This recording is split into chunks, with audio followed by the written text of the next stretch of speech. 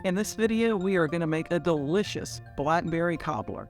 Now, here in the South, excuse me, let me say here in the South, we love cobbler.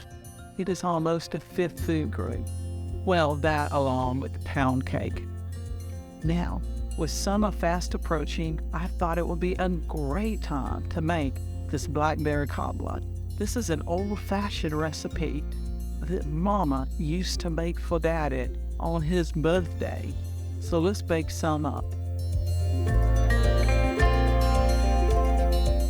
To make this blackberry cobbler, you're going to need 4 cups of fresh or frozen blackberries, 1 cup of flour, a half cup of sugar, 1 teaspoon baking powder, a half teaspoon of salt, 1 egg beaten, and 1/2 cup of melted butter.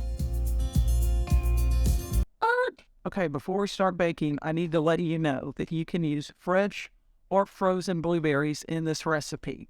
Now, if you are going to use frozen blueberries, make sure that you thaw them out first and pat them kind of dry before you put them in the pan. Now, let's start baking. To make this recipe, we are going to preheat our oven to 350 degrees. Then we are going to place our blackberries in a lightly greased or sprayed 9 by 9 inch square baking dish. Set this aside. Combine your dry ingredients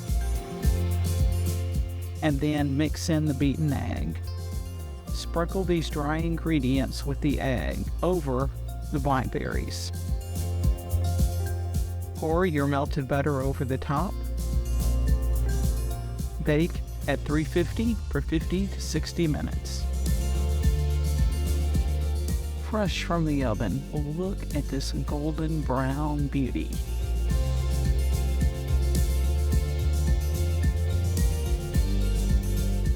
Friends, this is so good. As a Southerner, this makes me so proud to have baked this. Cheers. Brown, so good.